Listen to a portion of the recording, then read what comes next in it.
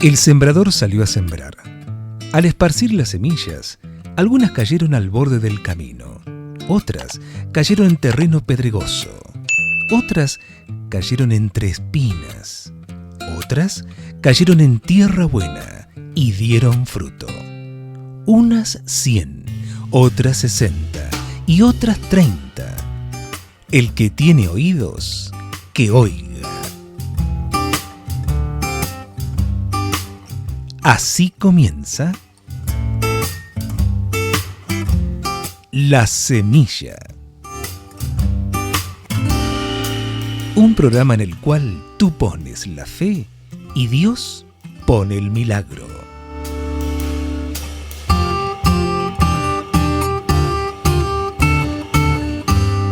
La Semilla.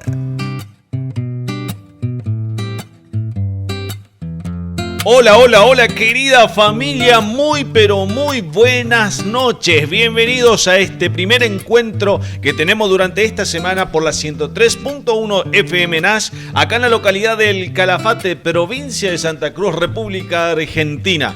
Este programa que sus amigos los adventistas llevan a sus hogares, que hemos denominado como La Semilla. Bienvenido, mi gran amigo el señor Guillermo Domínguez. Muy buenas noches, querido Miguel, buenas noches, queridos amigos. Un gusto saludarlos desde la capital nacional de los glaciares, el Calafate. Muchísima gente este fin de largo que tuvimos aquí. Con la Feria del Libro, ¿no? Claro. ¿Fuiste a la Feria del Libro? No, la verdad que no fui a la Feria del Libro. Hubo de todo un poco sí, acá en la localidad. Bien bonito.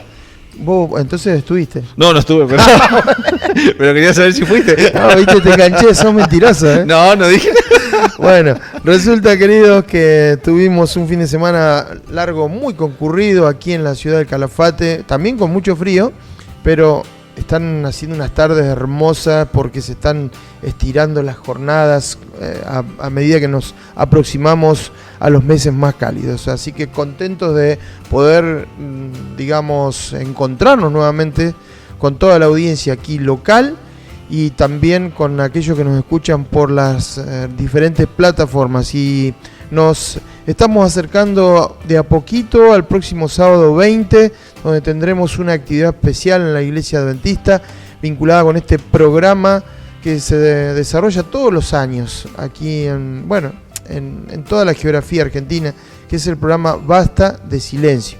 Tal vez, Miguel, nos vas a hablar un poquito de los detalles de este servicio a la comunidad que la Iglesia Adventista brinda con respecto al tema de violencia doméstica, violencia familiar, con los profesionales que nos van a acompañar este día sábado, los horarios. Así que, Miguel, ¿qué podés contarnos de este evento que estamos esperando con tanto cariño? Claro, es un taller, una jornada de capacitación o de prevención que la Iglesia Adventista lleva todos los años, ¿no?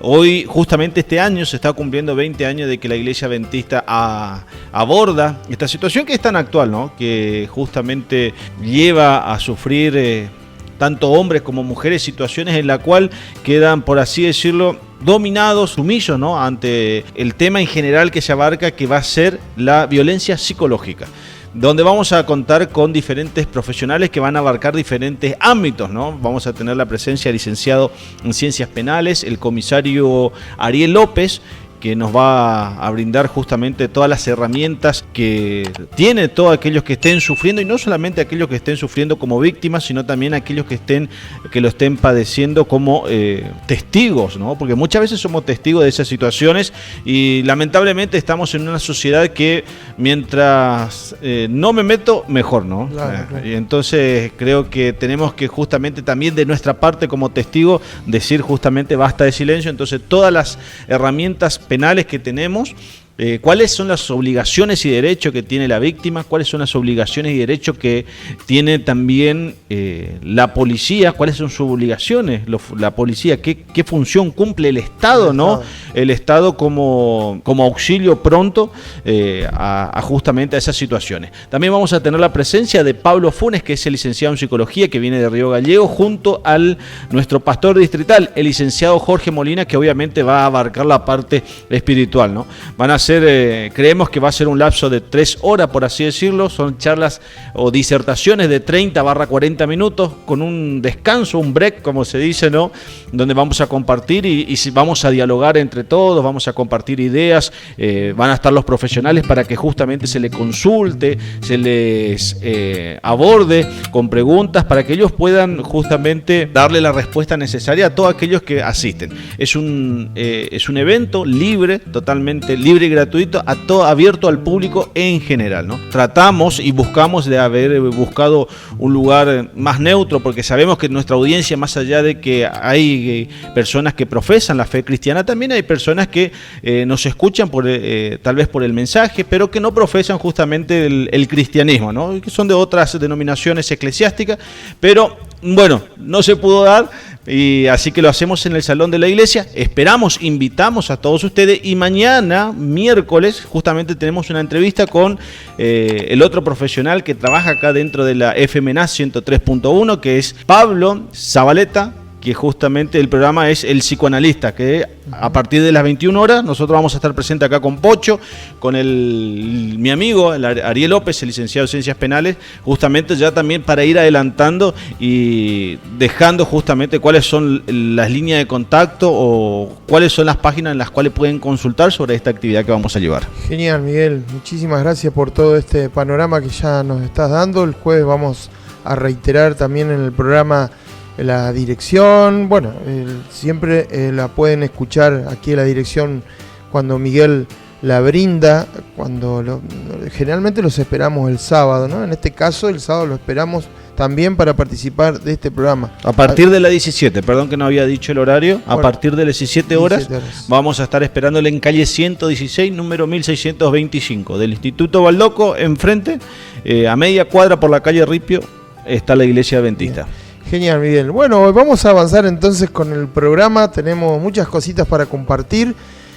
También vamos a reflexionar en la palabra de Dios. Pero bueno, vamos a la música, que es tan lindo escucharlo al principio. Rompe el hielo, abre corazones. Nos prepara para que podamos disfrutar de este día martes en el programa La Semilla. No quiero vivir un día más sin estar en tu presencia. No quiero vivir un día más sin derramar mi corazón. Preciso de tu amor en mí, que transformes mi vivir. No quiero mis caminos ya seguir, quiero depender de ti. Dame un corazón distinto, un corazón sencillo, que te anhele de verdad. Un corazón sincero que no tenga miedo para ir donde tú vas. Dame las palabras que no sé decir. Quiero dar amor como me amaste a mí.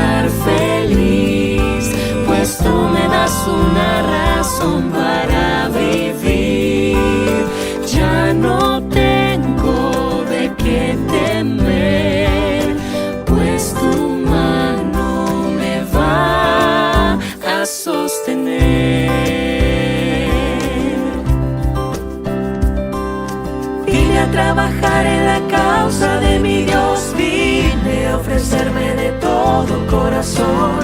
Vine a cantar y a encontrar a las personas que buscan al Señor. Vine hasta aquí a rendirme a tus pies. Vine a ayudar porque mucha es la mies. Vine a encontrar esas perlas preciosas de Dios. Soy parte de la misión. Si un sueño se detiene o lo imposible te ha dejado inmóvil, no olvides que en la lucha el buen guerrero se vuelve más fuerte. No te metas desafíos, no te rindas aunque todo esté perdido. No desistas ni decaigas, porque tienes de tu lado al vencedor. Él te sostiene por su gracia cada día. Confía 100% en su poder. Sos hijo del gran rey. Y como un niño sostenido de su padre, confía ciegamente sin dudar. No te enfoques en la dificultad. Sabe que te respaldará, te sostendrá una vez más. Él te sostiene con su gracia cada día. Confía 100% en su poder. Sos hijo del gran rey. Y como un niño sostenido de su padre, confía ciegamente sin dudar. No te enfoques en la dificultad, sino en quien te respaldará, te sostendrá una vez más. Jesús te sostendrá una vez más. Estás escuchando La Semilla. Comunícate con nosotros al 2966 623 041. De cierto os digo, que si no os volvéis o hacéis como niños, no entraréis en el reino de los cielos. Dejad a los niños venir a mí, y no se lo impidáis, porque de los tales es el reino de los cielos.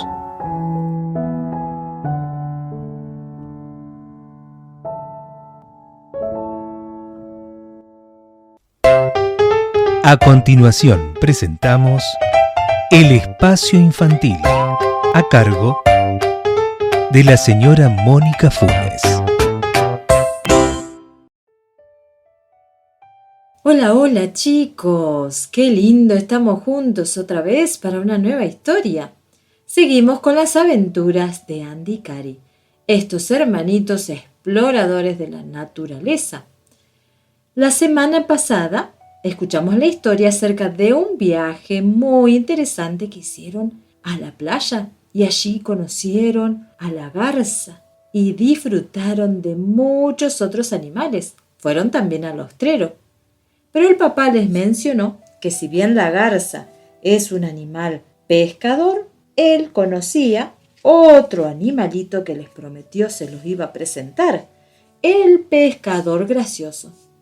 Es así que en el viaje de regreso, Andy y Cari trataron de adivinar cuál era el pescador gracioso que el papá había mencionado. Y nombraron todos los animales que sabían que pescaban: patos y mapaches, osos y nutrias, una comadreja cuyo apodo era Pescadora, águilas pescadoras y garzas. Papá a todos esos nombres dijo que no. Todos pescan para sí mismos o para sus pichones. Este pescador trabaja para otro. ¿Como los que van a Alaska en barcos salmoneros?, preguntó Andy. El papá sonrió. Apenas entraron a la casa, Cari rogó: Dinos ahora, por favor. Sí, papá, ¿quién es ese misterioso pescador y por qué es tan gracioso? El papá buscó la enciclopedia y le mostró fotos de unas aves grandes con picos largos con forma de gancho en el extremo. Estas aves son cormoranes. Son excelentes buceadores y son de las familias de los pelícanos. Luego buscó los pelícanos en la enciclopedia. Los pelícanos también son interesantes. Sus alas tienen una envergadura de hasta 3 metros. ¿Ven la bolsa que tienen en el pico?, preguntó el papá mientras señalaba la piel debajo del pico del pelícano. La piel allí se estira. En esas bolsas guardan los peces que pescan. Como cuando ponemos las compras en la alacena, dijo Cari. Claro, algunos pelícanos vuelan sobre el agua y luego bajan en picada y pescan. Otros arrean peces. ¿Arrean peces? Debes estar bromeando. Para nada, dijo el papá, y les dio el libro. Andy le mostró a Cari un pelícano blanco americano. Varios de ellos van a pescar juntos. Forman una línea y hacen que los peces se dirijan hacia aguas poco profundas para poder atraparlos en sus bolsas, leyó. Tenías razón, papá, son pescadores muy graciosos. Papá tomó el libro y volvió hacia atrás, pero no tan graciosos como los cormoranes. Al igual que muchos otros pescadores, los pelícanos pescan para sí mismos y para sus familias. Los cormoranes también lo hacen, pero ellos también pescan para las personas. Andy comenzó a reír de nuevo, pero se detuvo rápidamente. El brillo en los ojos de su papá demostraba que conocía muchos más secretos y misterios sobre la naturaleza que los que había compartido. Cari se veía desconcertada. Si las aves atrapan peces, ¿por qué no se los comen? Sí, lo hacen. Sin embargo, algunas personas en alguna zona de Asia Oriental usan cormoranes para atrapar peces. Ponen un anillo alrededor del cuello del ave para que no pueda tragar los peces que atrapa. Entonces, cuando atrapa un pez, el dueño se lo quita y luego lo vende. Cari puso cara de espanto. ¡Eso suena horrible! Es la costumbre de los lugares donde viven, dijo el papá nuevamente. Nunca escuché algo tan extraño, se quejó Andy. Que un ave atrape comida para las personas. Sacudió su cabeza. Eso sonaba muy mal. ¿Cómo alguien podía pensar en comerse un pez que un ave había atrapado para sí? Él prefería comer el pan casero de su mamá y verduras de la huerta. ¿Conoces más secretos sobre aves del mar?, preguntó esperanzado. Algunas de las más extrañas están extintas, dijo la mamá. Le sonrió a Cari y explicó. Eso quiere decir que vivieron hace mucho tiempo, pero ahora no existen más. Entre ellas están el dodo y el alca gigante. ¿El dodo?, se rió Cari. ¿Es un ave inteligente? ¿Por eso es extonto? Andy tuvo que ir de un salto a la cocina a tomar un poco de agua. Cari era muy inteligente para tener solo 6 años, pero se le ocurrían las cosas más graciosas. Mamá corrigió amablemente a Cari y le pidió que buscara la letra D en la enciclopedia. Tenía una imagen de un ave, dodo, hecha a partir de una pintura de un ave verdadera. Los niños miraron detenidamente al ave, que se parecía a un pavo, y Andy leyó algunos datos sobre los dodos. No podían volar. Los navegantes los usaban como comida. Los dodos han estado extintos desde hace unos 200 años. Cuéntanos sobre las alcas gigantes, pidió Cari. Buscó la letra A en la enciclopedia y leyó. Ellas tampoco podían volar, pero todavía hay varias otras alcas. Parecen pingüinos, solo que las alcas vuelan. ¿Sabes lo que es un frailecilio? Aquí dice que los frailecilios son de la familia de las alcas. El papá buscó una imagen de frailecilios. También se los llama loros de mar. Parecen loros, pero los loros habitan en lugares cálidos. Los frailecilios prefieren el Océano Pacífico Norte y las costas de Rusia y de Alaska. Cari interrumpió. A mí me gustan los loritos verdes, aunque también los que tienen un montón de colores, como rojo y amarillo. Es hora de que dejes de parlotear y te prepares para ir a dormir, jovencita, dijo la mamá. Está bien, respondió Cari y se dirigió hacia su habitación, con la mamá pisándole los talones. Andy pensó en todas las cosas maravillosas que habían visto y aprendido ese día. Gracias, papá. De nada, Andy. Me pone muy feliz poder mostrarte y contarte cosas, pero yo no las hice. Tenemos que agradecerle a nuestro Padre Celestial por todos los animales únicos y curiosos. Cierto, dijo Andy sonriendo y bostezando. Había sido un día muy divertido, pero muy largo. Cuando leemos acerca de todos estos animales que existen actualmente y los extintos, vemos cuánta creatividad tuvo Dios al crearlos. Cuántos animales que no hemos conocido y que tal vez nunca podamos conocer, porque ya no están. Pero que Dios ha puesto toda su creatividad en su diseño, en su color y en sus costumbres. Dios es un Dios muy poderoso y creativo. Todas las cosas que Él se imagina, a nosotros ni siquiera se nos hubiesen ocurrido. Te dejo un beso muy grande y nos encontramos en el próximo programa para una nueva historia y aventura de Andy y Cari. Chau, chau. Todo era frío, sin vida y tenebroso, cuando de pronto se oyó la voz de Dios. La luz rasgó con un trueno las tinieblas y el mundo entonces de la nada surgió. Nace el universo, la tierra soleada, brisa de alborada de la creación, espigas que ondulan, savia que se agita, seres que se invitan a alabar a Dios.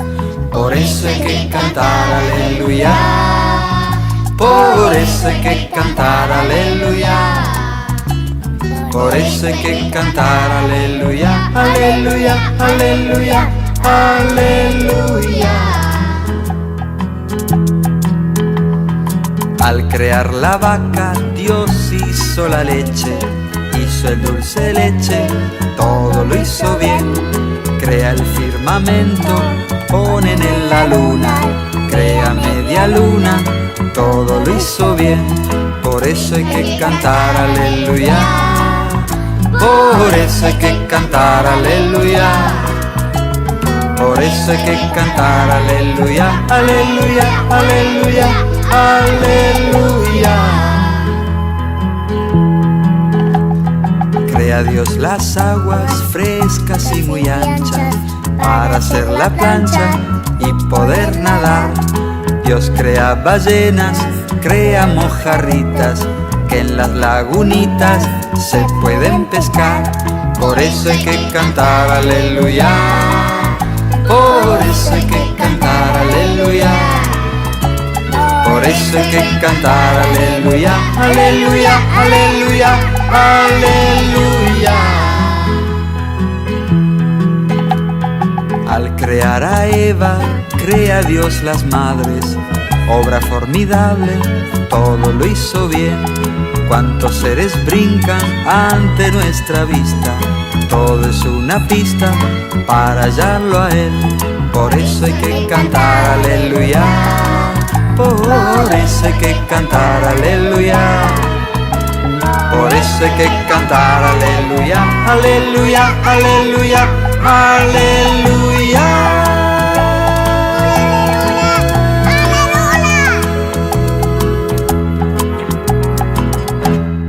Estás escuchando La Semilla.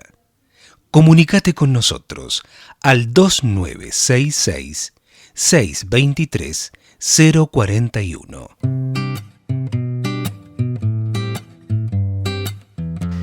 Volvemos ya después del programa, de la parte del programa que está dedicada especialmente a los chicos, así que muchísimas gracias, Moni, nuevamente por esta historia. Perdón, Pocho, ¿no? También decirle, ¿no?, que para este sábado, aquellos que tienen pequeños, va a estar la señora del pastor, Analí Mendieta, ¿no? Va a estar también realizando actividad justamente con esta temática de basta de silencio para los más pequeños. Genial, vale la acotación entonces, ¿sabes?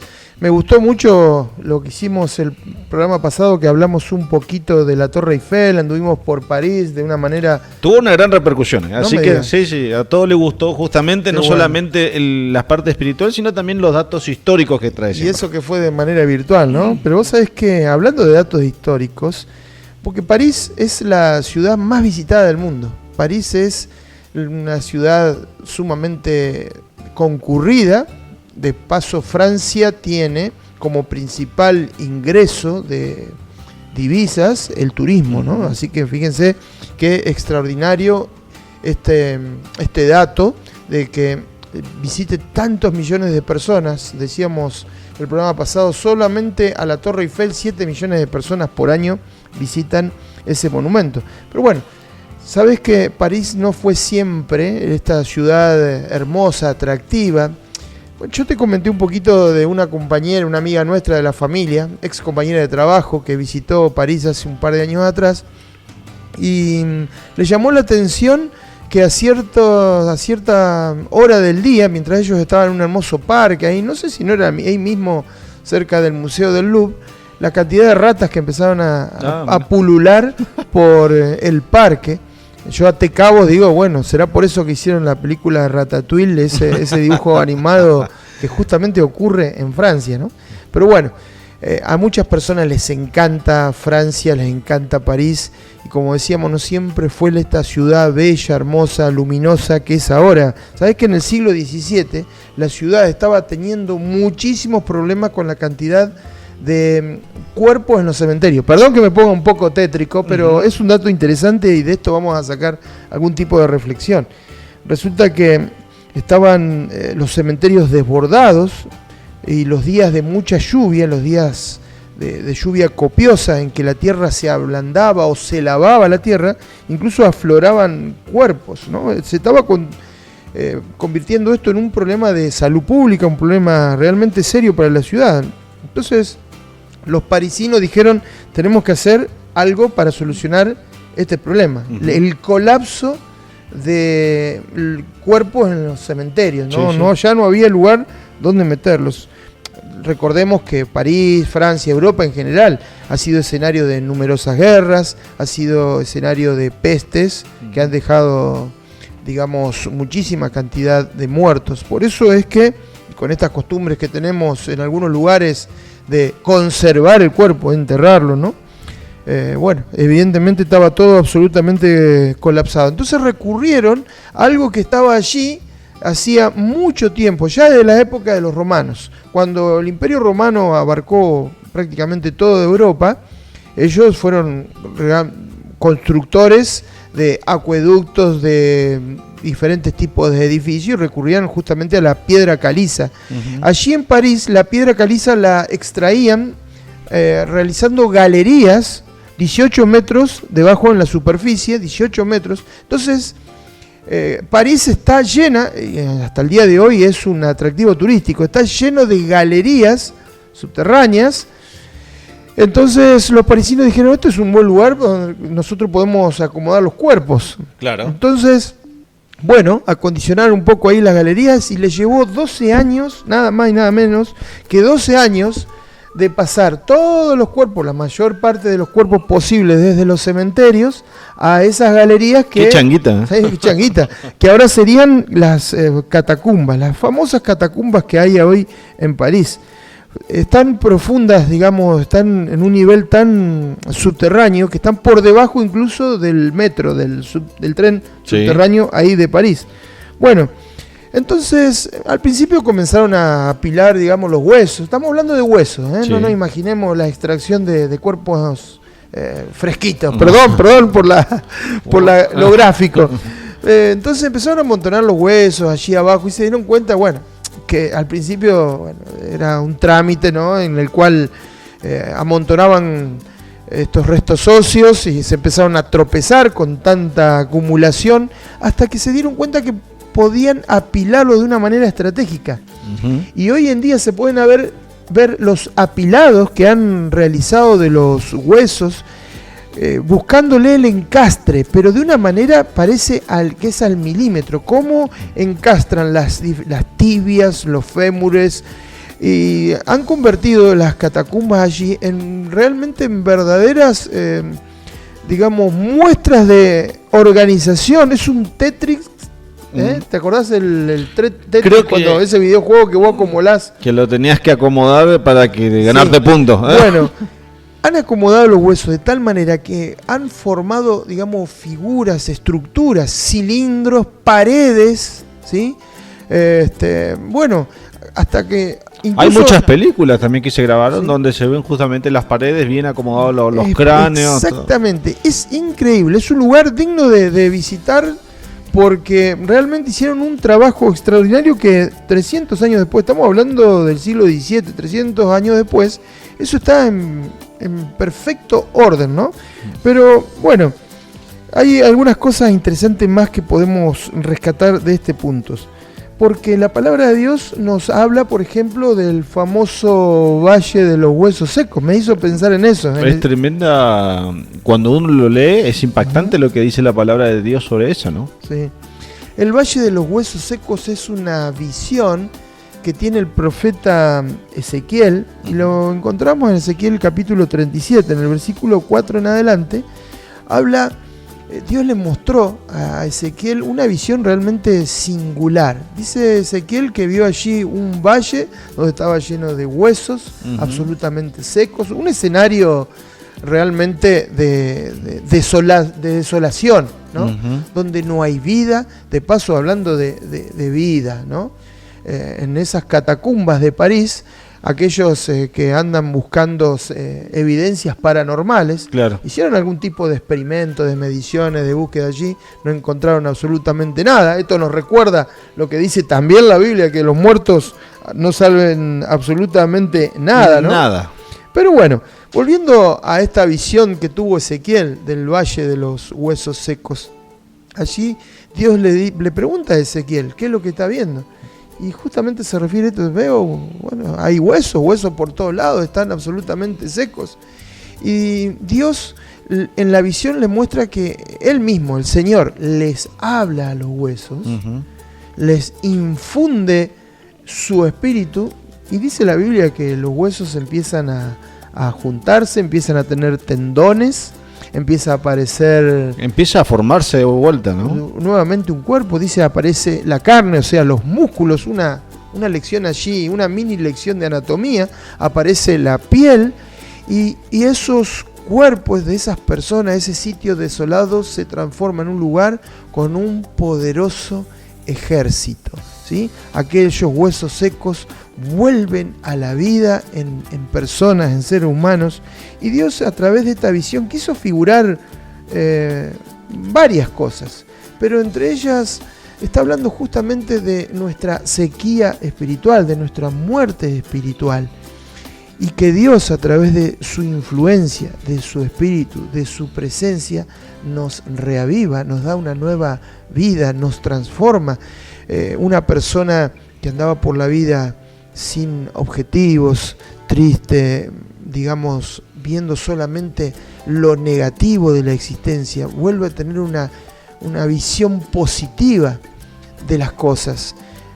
Y allí mismo, en esa visión, aparece el Espíritu Santo. Justamente ese Espíritu que Dios infunde es el Espíritu Santo. Esa presencia divina que transforma a las personas. Qué hermosa lección que nos deja esta visión que parece tétrica tanto como las catacumbas de París.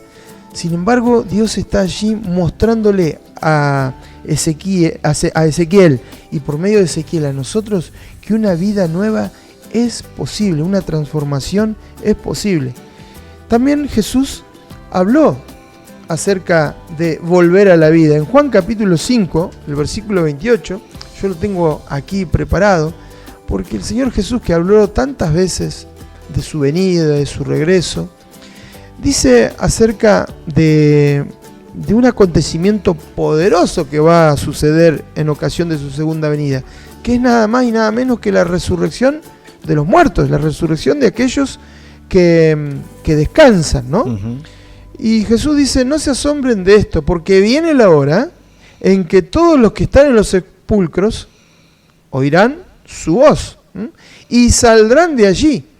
Los que han hecho el bien, ¿sí? Los que decidieron por el bien, los que se decidieron por una vida, digamos, acorde a lo que Dios nos pide, los que hicieron el bien resucitarán para tener vida, ¿no? Uh-huh. La vida eterna. Pero los que han practicado el mal resucitarán para ser juzgados. En otras versiones dicen para condenación. Por eso es muy interesante que nosotros podamos prestar atención qué es lo que dice la palabra de Dios acerca de la muerte. Uh-huh. ¿Qué es lo que dice la palabra de Dios acerca de la resurrección? Pero también a través de esta reflexión hemos visto que Dios nos quiere dar una nueva vida, resucitarnos a una nueva vida. A veces tenemos vida porque respiramos y nada más, claro, porque la sangre circula y nada más, y somos muertos en vida, ¿no? Vivimos una vida sin gozo, sin objetivos, sin el entusiasmo de vivir. Me ha pasado, Miguel, me ha pasado en algunas oportunidades de mi vida.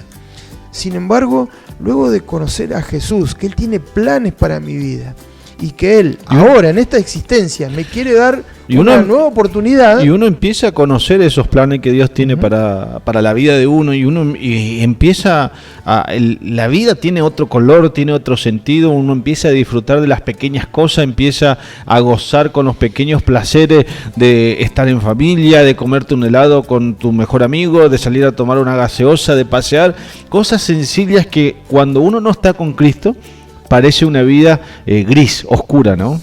¿Sabés que en las catacumbas de París, las que estamos hablando, hay 6 millones de cuerpos allí guardados, ¿no? ¿Cuántos resucitarán a la vida eterna de los que están allí? No lo sabemos. No lo sabemos. Y algunos se puede preguntar, pero ¿cómo va a ser Dios para juntar los huesos? De paso se debe haber generado un revoltijo de huesos en esos lugares, ¿no? Cuando guardaron. ¿Cómo va a ser Dios en la resurrección para juntar huesos de aquí, huesos de allá? Y los que fueron, digamos, cremados, incinerados, ¿cómo hará Dios para cumplir esto, ¿no? De resucitar a la nueva vida a aquellos que descansan. Mirá, yo no sé cómo lo va a hacer el Señor. Yo sé que por su palabra Él regenera a todos, no tiene ningún En el principio creó Dios los cielos y la tierra. Por su palabra fueron creados los cielos y la tierra, ¿no? Y de todas maneras me quedo tranquilo porque la palabra de Dios dice que Dios nos dará en la ocasión de la resurrección un nuevo cuerpo.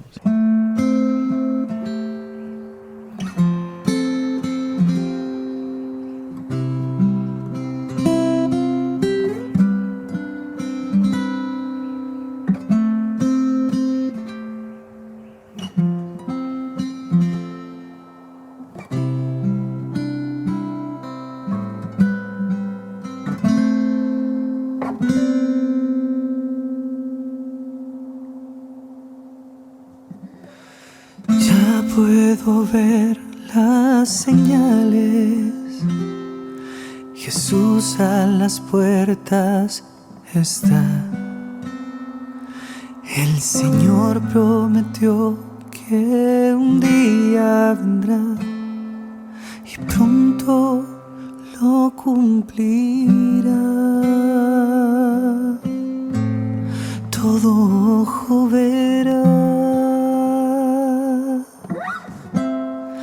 Jesús regresar, en las nubes vendrá, todo terminará.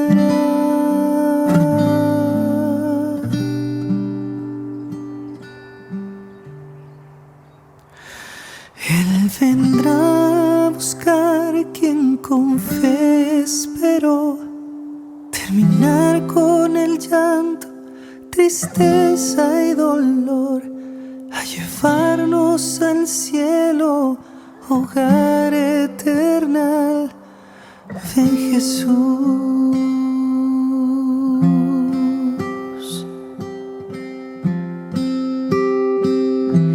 Alzada la voz del Señor, los muertos se levantarán. Amados, por fin reunidos, llegó el día en que estemos con Dios. Todo ojo verá a Jesús regresar.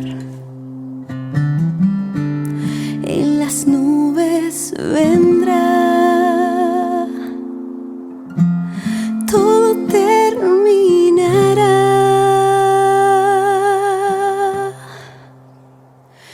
Él vendrá a buscar quien con fe esperó, terminar con el llanto, tristeza y dolor, a llevarnos al cielo, hogar eterno. Ven Jesús, ven Jesús, ven Jesús. Él vendrá a buscar quien con fe esperó, terminar con el llanto, tristeza y dolor, a llevarnos al cielo, hogar eterno. Ven Jesús, ven Jesús, ven Jesús, ven Jesús.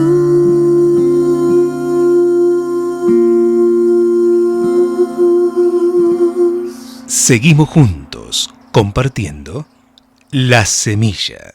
Para mensajes, nuestro teléfono de contacto es el 2966-623-041.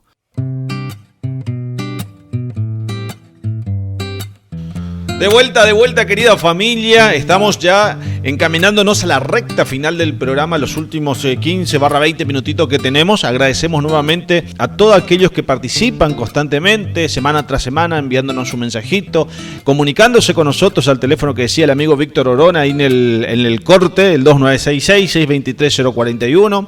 Agradecerles también a la radio, ¿no? A la 103.1, al señor Luis Romero, a Oscar Verón, por darnos la oportunidad no solamente de estar en la radio, sino también por apoyarnos en la difusión de esta actividad que vamos a tener este sábado 20 a partir de las 17 horas en calle 116, número 1625. Es el salón de la Iglesia Adventista del Séptimo Día, donde vamos a tocar justamente este tema que veníamos hablando al comienzo, que es sobre la violencia de género. Especialmente se va a tocar la temática de la violencia psicológica. Así que volvemos a invitarlos para que puedan presenciar con nosotros y pasar unas 2-3 horitas en las cuales van a poder hacer preguntas, en las cuales van a poder sacarse justamente sus dudas sobre todo lo que aquello que le inquieta o que tal vez no pudo entender o comprender sobre los diferentes ámbitos que van a abarcar estos profesionales. El licenciado Ariel López, que va a tener la parte penal, el licenciado Pablo Funes, el licenciado Pablo, que es licenciado en psicología, que va a tener la parte psicológica, y nuestro pastor distrital, el señor Jorge Molina, que va a tener justamente la parte espiritual, ¿no? Donde va a encaminar justamente hacia el ámbito que queremos llevar a que ustedes me conozcan, para que podamos juntos aprender y comprender justamente cuál es el plan divino. Recuerden aquellos que nos están escuchando por la 103 que también pueden revivir este programa y todos los anteriores por las plataformas digitales, en YouTube, Spotify, Google Podcast e eBooks. Y mañana a las 21:30 horas vamos a estar con el amigo Guillermo Domínguez en el programa de nuestro compañero de radio, ¿no? El Pablo Zabaleta, donde nos va a dar un espacio donde justamente vamos a abarcar la parte y darle un poquito más de extensión a lo que es en sí el programa Basta de Silencio. Bueno, yo creo que va a ser un lindo evento el sábado, muy útil para toda la comunidad. Es un servicio que damos a la comunidad y agradecemos a todos los que van a participar y el esfuerzo y el cariño que le ponen a esta actividad. ¿Sabes, Miguel, que si te digo el nombre de Robbie Gordon, un muchacho gordo. No, pero el apellido suena a eso, ¿no? ¿Sabés que en los primeros años, la primera parte de los 2000, llegó el Dakar acá a la Argentina, ¿no? Sí. Y la primera carrera del Dakar fue el primer campamento. El primer campamento era la primera parada donde venían todos los corredores, los asistentes. El primer campamento se organizó justamente en mi pueblo, yo le digo pueblo, pero es la capital de La Pampa, Santa Rosa. Así que se acondicionó un sector de la ciudad, la laguna, el parque recreativo allí, se cerró al acceso al público. Bueno, un lugar acondicionado para que llegaran todos los corredores que son de diferentes lugares del mundo. No sé si has tenido la oportunidad de ver alguna vez lo del Dakar, pero ¿sabés lo que es? Sí, totalmente. Bueno. Es una actividad deportiva que en vehículos y van atravesando diferentes ambientes. La carrera geográficas, ¿no? Lleva muchos años hacía, quiero decir, entre París y Dakar, que es la capital de Senegal. ¿Sí? Sí. Lo que pasa es que, bueno, hubo muchos problemas de inseguridad cuando transitaban por África, secuestros, etcétera, las guerras civiles que había en diferentes países que tenían que transitarlo. Entonces la organización lo ofreció a otros lugares del mundo y bueno, vino a parar nada más y nada menos que a la Argentina, Chile, Perú, Bolivia, se corrió en diferentes lugares. Bueno, en la primera edición aquí en Argentina, el primer campamento fue en mi pueblo, en Santa Rosa. Fue una revolución, imagínense todo ese movimiento en un lugar que generalmente no pasa nada, ¿no? Así que llegaron miles de personas de diferentes lugares, más toda la aglomeración de la ciudad. Entonces, y bueno, ahí fui yo también, ¿no? Fue con mi camarita, habían salido aquellas primeras camaritas digitales chiquitas, las cuadraditas. La mía filmaba en 5 píxeles sin audio, así que te puedes imaginar. Pero tengo esas imágenes y todo el mundo esperaba que llegara Robbie Gordon. Robbie Gordon no fue, digamos, ganador de Dakars, pero conducían los vehículos más llamativos que eran los Hammer. ¿Sí?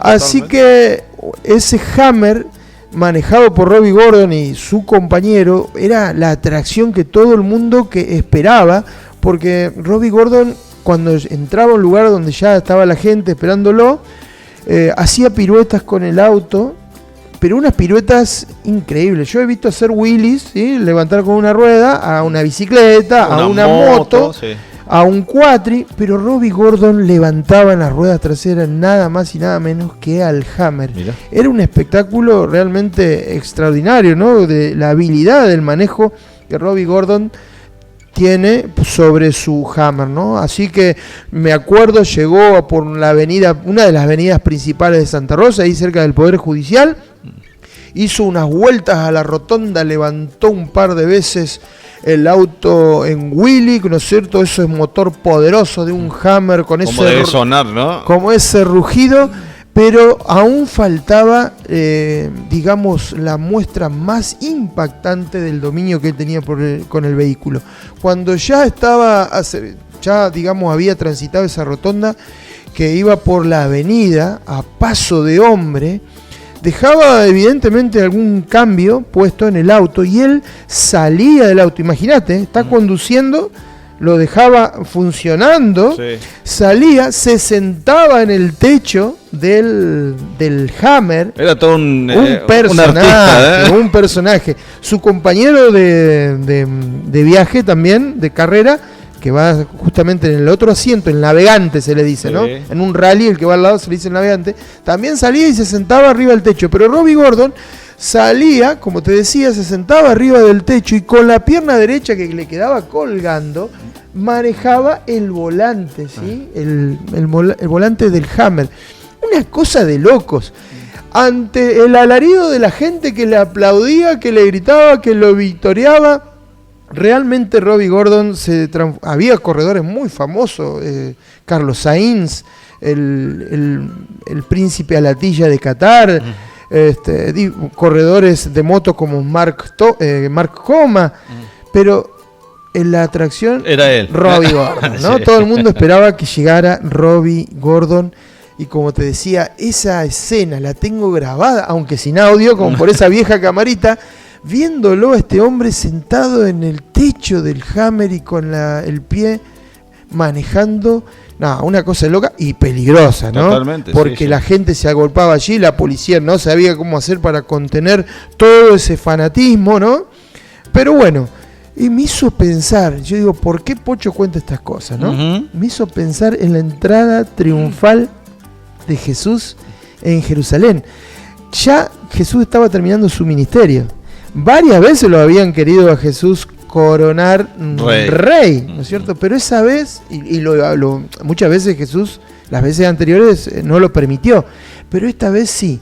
Buscaron ese burrito del cual hemos hablado en algún otro momento aquí en el programa de la semilla. Claro, que para recordar justamente que los reyes de Israel entraban en burritos. En burritos, totalmente. Así que le ponen a Jesús un burrito, Jesús se sube al burrito y la gente, yo me imagino que debe haber sido como una hinchada de un equipo de fútbol. Lo vitoreaban a Jesús de una manera extraordinaria, con gritos, con alabanzas, incluso las expresiones del pueblo de Israel mientras Jesús avanzaba eran expresiones de adoración. Uh-huh. Jesús no impidió que en esa ocasión se lo adorara, ¿sí? Incluso la expresión Hosana es que sálvanos, Dios Altísimo. ¿No? Entonces Jesús entra allí cual Robbie Gordon, ¿no? Robbie Gordon arriba del Hammer, Jesús arriba de su burrito sencillo, la gente alabándolo, los niños cantándoles. La Biblia dice que la gente cortaba hojas de palma, ¿sí? Y las colocaba en el camino y para que el burrito pisara ahí arriba. Era un símbolo de respeto, de que eso era un rey, eso se hacía con un rey. Colocaban allí las hojas, las ramas de palmera para que Jesús pasara por allí con su burrito. Fue un acto interesante, impresionante. Los religiosos le decían a Jesús, decir a la gente que se calle, que no hagan semejante alboroto. Jesús, por supuesto, dijo, no, si ellos callan, las piedras van a hablar, ¿no? Claro. Así que allí la gente pudo vitorear a Jesús, pudo alabar a Jesús como un verdadero rey. Allí esa historia la podemos encontrar en Mateo capítulo 21, el versículo 8 en adelante. Pero me llama la atención también que en esa última visita que Jesús le hace a Jerusalén suceden muchas cosas. Ese mismo día, en ese mismo momento, Jesús se dirige hacia el templo. Sí. Y encuentra allí toda una organización, comercial, porque el negocio con la religión se han hecho toda la vida. Uh-huh. Entonces allí estaban los cambistas, cambiaban la plata de la gente que venía. De paso en Jerusalén había una fiesta especial, la Pascua, así que había gente de todos lados con diferentes tipos de dinero. Cambiaban para ofrendar en el templo, se ofrendaba con un tipo de moneda. Claro. Entonces entregaban la plata que ellos traían y se les daba el dinero, la moneda del templo. Entonces ahí hacían el negocio con el cambio, ¿no es cierto? Como si cambiáramos dólares ahora, ¿no? Claro. Así que ahí los acostaban con el cambio, les vendían también a precios exorbitantes los animalitos que eran para las ofrendas. Claro. Así que Jesús los corrió, les sacó todo tipo de cosas ahí, se las tiró abajo. Y Jesús dijo ahí, mi casa será llamada casa de oración. Ahí Jesús está hablando de su casa, como la casa de Dios es su casa. Jesús no rehúsa ser llamado Dios, ser llamado Rey, ser llamado Mesías, ser llamado Salvador. Interesantísimo, en estos días que él se quedó en Jerusalén pasó de todo, incluyendo su arresto y su crucifixión. Pero ¿sabés qué? 2 capítulos más adelante de este evento, de Mateo 21, aparece allí cuando Jesús mira al templo. La gente le decía, mirá Señor, mirá el templo. El sol le daba a las paredes allí que parecían refulgir los rayos del sol sobre esas paredes hermosas del templo. Y Jesús, en un acto allí que nadie se esperaba. Dice que lloró. Lloró y dijo, y se lamentó sobre Jerusalén. Dijo, Jerusalén, Jerusalén, que apedreas y matas a los mensajeros, a los profetas. ¿Cuántas veces quise juntarte como la gallina junta a los pollitos? Pero dice, no quisiste. Me encanta porque Dios siempre respeta nuestra decisión. Dios siempre nos llama. Dios siempre nos invita. Jesús siempre está ahí enviándonos señales de su presencia y llamándonos a conocerlo a Él. Conocerlo a través de los estudios bíblicos, conocerlo a través de la oración, de su palabra, ¿sí? Pero respeta nuestra decisión. No quisiste. De paso, Jesús habla en ese momento de la destrucción que se vendría a Jerusalén. Ocurrió unos años después, unos 35 años después de ese evento, un poquito más tal vez, en el año 70 después de Cristo. La destrucción, porque Jesús dijo, miren, este templo no va a quedar nada, lamentablemente no quedará piedra sobre piedra. Me imagino el chasco de esas personas que llamaban la atención sobre la belleza de ese edificio. Jesús diciéndole que tarde o temprano esto no iba a quedar en pie. Y tarde o temprano, mis queridos amigos, más temprano de lo que nosotros creemos, Jesús regresará. Amén. Jesús regresará a la tierra y ya no habrá más oportunidad. La oportunidad es ahora. Me imagino a Jesús diciéndonos cuántas veces te llamé, cuántas veces quise juntarte, cuántas veces quise ser tu amigo, tu Dios, y no quisiste. Como le llegó a Jerusalén, como le llegaron a los habitantes de aquel entonces de Israel, un día llegará el fin, pero no un fin local, no el fin de una ciudad, sino el fin de este mundo, ¿no? El regreso de Jesús a la tierra. Que ese día no te sorprenda, que ese día no puedas, no sea de quienes se lamentan por no haber aceptado la invitación que Jesús nos hizo con tiempo. Que no seamos de las personas a las cuales Jesús se refirió, las cuales dijeron no quiero. Que puedas abrirle el corazón a Jesús en este momento.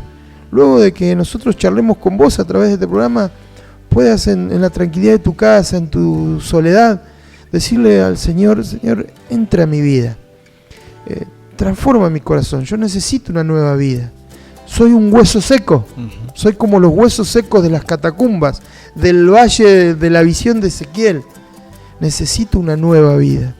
Y que puedas abrir la palabra de Dios. Si no sabes cómo hacerlo, bueno, anda a los links de las descripciones que tenés en las plataformas de La Semilla. Y si lo necesitas a los estudios bíblicos, nosotros te los llevamos a tu casa. Abrirle el corazón a Jesús a través de su palabra antes que sea demasiado tarde. Es así, querida familia. Gracias, Pocho, querido. Gracias, amigos. Ya estamos en la recta final, los últimos minutitos. Como decía Pocho, ¿no? Está a tu decisión, querida familia. Está en tu decisión, querido amigo, querida amiga. No seamos de esa parte que dice no. Para que podamos ser como esa referencia que hace nuestro Señor Jesucristo, como polluelos, ¿no? Bajo la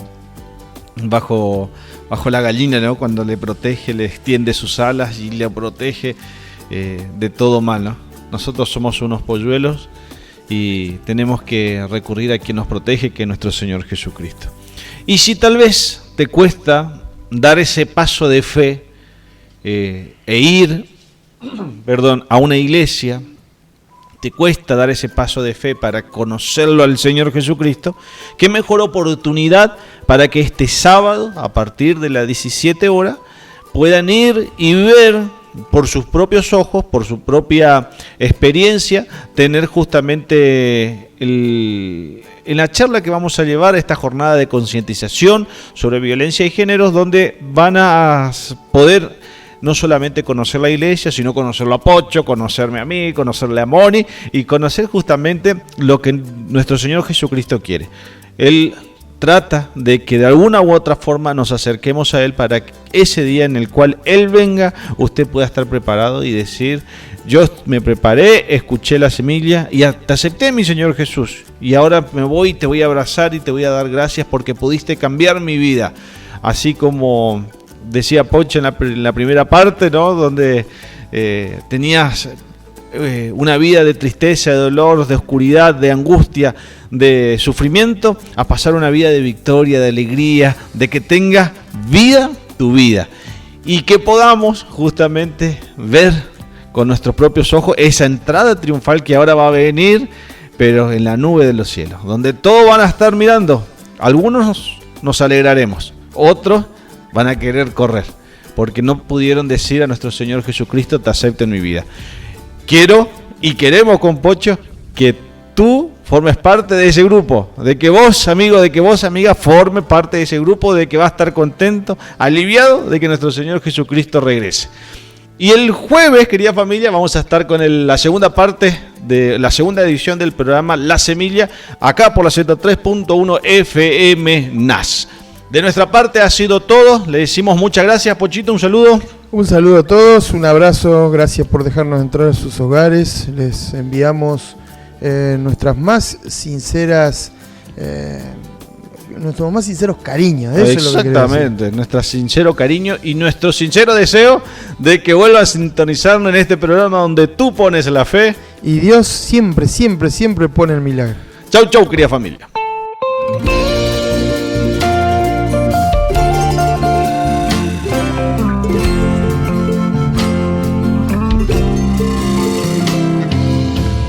Todos mis tesoros pueden desaparecer. Lo que amo hoy tal vez mañana ya no esté. Pero a mi lado siempre alguien estará. Mi vida cambiará, mis planes guiará. Mi Señor siempre está tan cerca de mi corazón.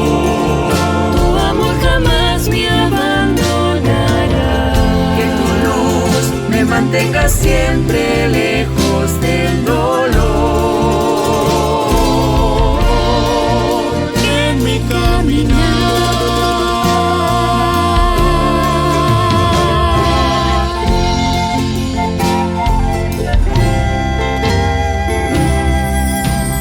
Caigo de rodillas a tus pies. La ansiedad de esta vida y mi vida se resume en tu llegada, me regalas de tu paz. Y si tú no estás aquí, ¿a quién iré?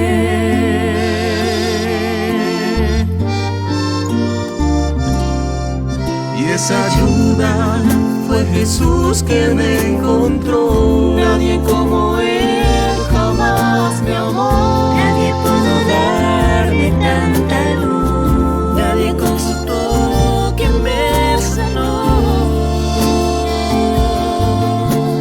¿Cómo pudo hacerlo mi Jesús?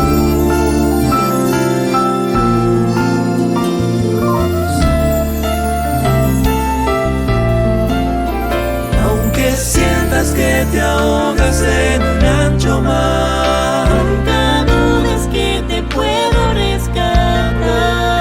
Tu mirada fija en mí te podré ayudar. Sobre el mar al caminar.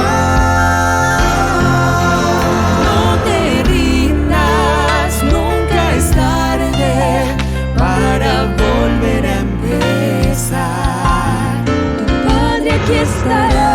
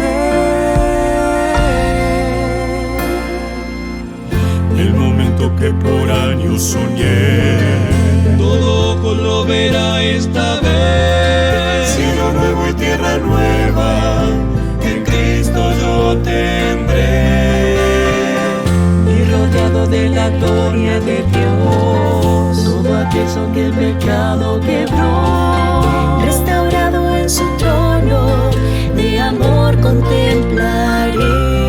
Pues aunque no puedo saber el momento, sé que queda poco por esperar. Tu palabra me lo ha prometido, Y seguro soy de que volverás. y cuán cerca estamos hoy del hogar, ya el cielo preparándose está, y en tu pueblo la esperanza florece al saber que en las nubes vendrás y volviendo ya estás.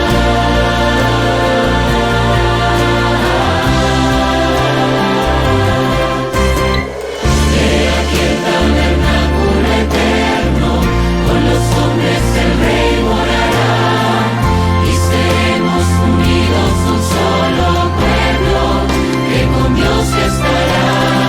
He aquí el tabernáculo eterno, con los hombres el Rey morará, y seremos unidos un solo pueblo, que con Dios estará. Y cuán cerca estamos hoy del hogar, ya el cielo preparándose está, y en tu pueblo la esperanza florece al saber que en las nubes vendrás y volviendo ya estás,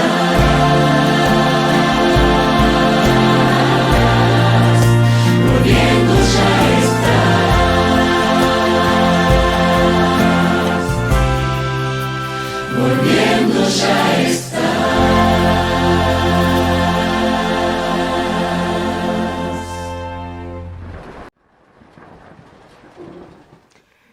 Un librito dulce y amargo. ¿Cómo es posible que de un solo libro pueda tener dos sabores opuestos o diferentes? Ese será el tema que hoy hablaremos aquí en Biblia Fácil Apocalipsis. Bienvenido, un grande abrazo para ti que siempre allí nos permites entrar a casa. Gracias allí por recibirnos. Estamos allí en la sala, estamos en el cuarto, no sé dónde estamos, pero ahí estamos en la TV Nuevo Tiempo o a través de internet, de YouTube, de Facebook, por cualquier medio que estés viendo este programa. Gracias por permitirnos acompañarte, por permitirnos allí juntos estudiar la Biblia cada semana. Un grande abrazo para ti. Estoy aquí junto a mis amigos que dejaron sus países por unos días para poder grabar esta temporada y para que juntos podamos comprender esta revelación extraordinaria que Dios tiene para nosotros. Saludos, Dios te bendiga y una vez más, gracias por acompañarnos. El tema de hoy está impresionante. Es por eso que tienes que tomar tu Biblia. Yo estoy aquí con Biblia en mano y vamos a pedir que Dios pueda colocar esta palabra en nuestro corazón y que el Espíritu Santo, como cada semana, como cada día, pueda hablarnos a través de su palabra. Por eso te invito para que juntos podamos orar. Vamos a orar.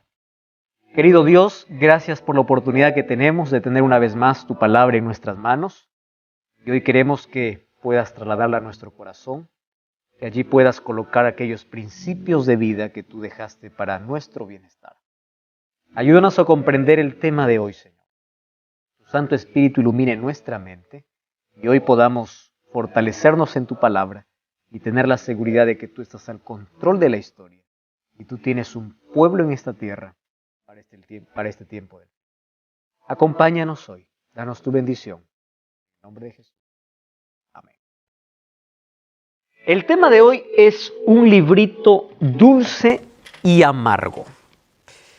Recuerden ustedes que en los capítulos anteriores vimos que habían dos temas que tenían una relación estrecha. Eran los 7 sellos y las 7 trompetas, porque ambos eran interrumpidos. Antes que se toque la séptima, era interrumpido por algún otro evento o por algún otro hecho, acontecimiento o acción que era colocado.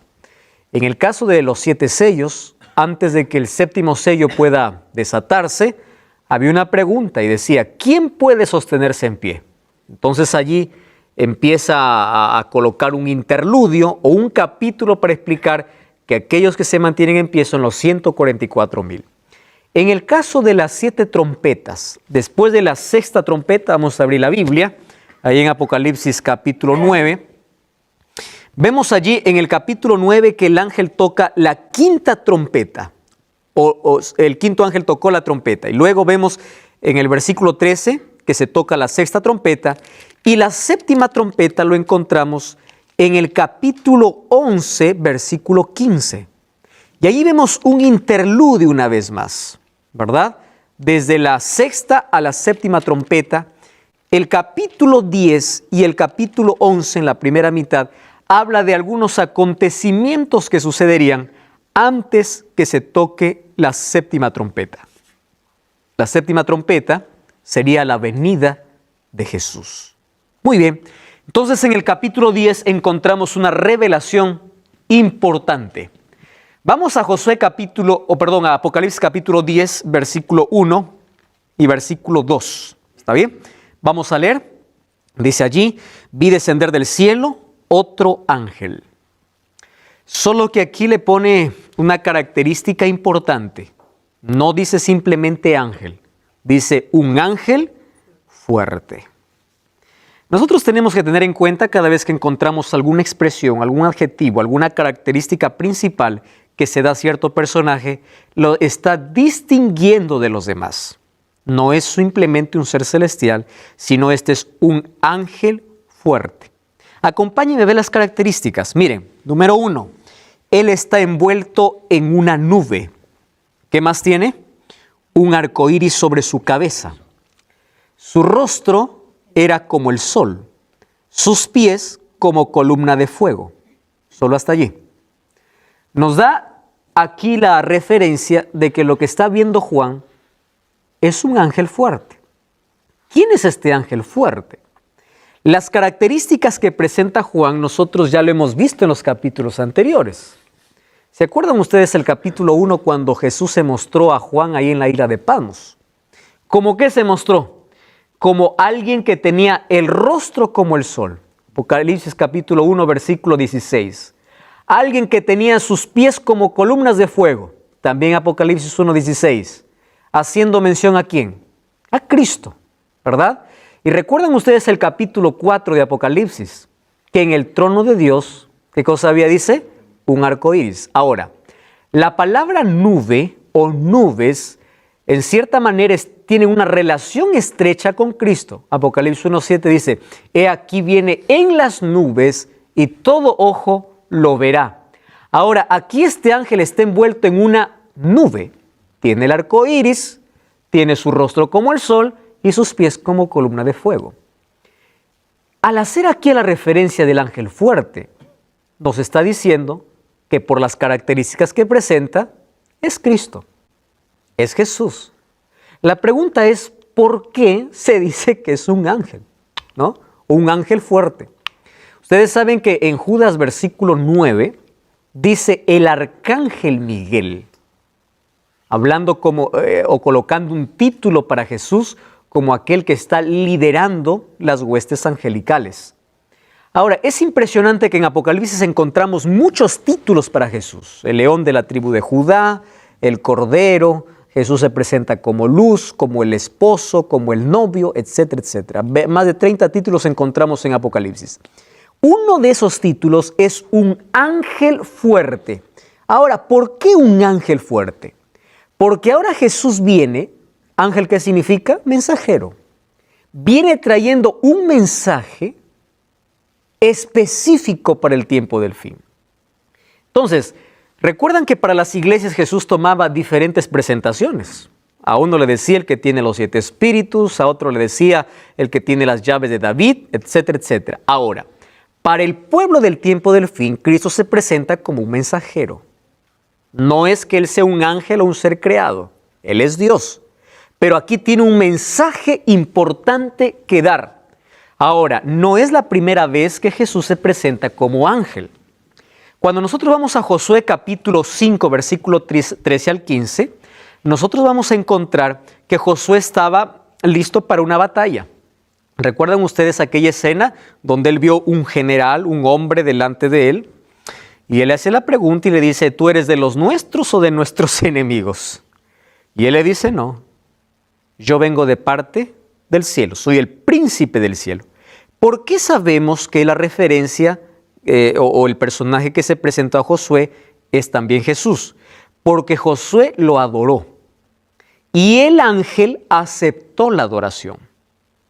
Un ángel, que es un ser celestial o un ser creado, no acepta la adoración de un ser humano. Vamos a Apocalipsis capítulo 19, versículo 10. Por ejemplo, cuando vemos a Juan postrándose ante un ángel. Miren, ve. Libro de Apocalipsis, capítulo 19, versículo 10. ¿Qué dice ahí? Entonces yo me postré a sus pies para adorarlo, y él me dijo, mira, no lo hagas. Yo soy consiervo tuyo y de tus hermanos que mantienen el testimonio de Jesús. ¿Adora a quién? A Dios. Ahora, fíjese qué interesante esta expresión. Un ángel, siendo un ser celestial, no permite ser adorado. ¿Por qué entonces hoy los seres humanos pueden adorar a hombres que supuestamente están en el cielo? Hay muchos que rezan a San Pablo, rezan a San Pedro, rezan a... Si Pablo supiera que la gente está adorando, pidiéndose, aquí el ángel no le permite ni siquiera inclinarse, porque dice, yo me arrodillé. Ese acto de reverenciar, de arrodillarse, ya es adoración en la Biblia. ¿Correcto? Yo me arrodillé para adorarlo. Entonces dice, no lo hagas. Un ángel no necesita ser o no permite ser adorado. Entonces, el ángel que se presentó a Josué en el Antiguo Testamento, ahora aparece Cristo en la figura de ángel una vez más, porque tiene que dar un mensaje para su pueblo. Ahora fíjense aquí. Allí dice que el versículo 2, ¿qué cosa dice? En su mano tenía un librito abierto. Significa que para que un libro esté abierto, primero ha tenido que estar cerrado, ¿verdad? Tuvo el librito abierto y puso su pie derecho sobre el mar y el izquierdo sobre la tierra, y clamó a gran voz como ruge un león. Y cuando hubo clamado, hubo 7 truenos. ¿Recuerdan la palabra truenos? Presencia de Dios, acercándose a algún juicio de Dios o la inminencia de Dios, Dios estando allí presente. Ahora fíjense, tenía en su mano entonces un librito abierto. Puso su pie derecho sobre el mar y sobre la tierra y gritó a gran voz, y cuando él hubo gritado, 7 truenos emitieron sus voces. Cuando en la Biblia se hace referencia a tierra y mar, está hablando de la totalidad de la tierra. Miren, mar en Apocalipsis capítulo 18, capítulo 17, 15, dice que representa muchedumbres de gente. Y tierra, lugares poco poblados. Eso vamos a ver en los siguientes capítulos. Entonces, cuando dice que está con el pie sobre el mar y sobre la tierra, está hablando de que el mensaje que tiene un alcance mundial. Muchedumbres de gente como lugares pocos poblados. Aquí alcanza la totalidad, el mensaje que él tiene es para todo el mundo, ¿correcto? Ahora, fíjense, otro asunto interesante. Ahora, ¿qué cosa más dice el versículo 5? Vamos a leer el versículo 5. Dice así, el ángel que vi de pie sobre el mar y sobre la tierra, levantó su mano al cielo y juró por el que vive por los siglos de los siglos, que creó el cielo y las cosas que están en él, y la tierra y las cosas que están en ella, y el mar y las cosas que están en él, que el tiempo no sería más, sino que en los días de la voz del séptimo ángel, cuando comienza a tocar la trompeta, el misterio de Dios se consumará. Es la revelación completa de Dios, ¿verdad? Como lo anunció a sus siervos los profetas.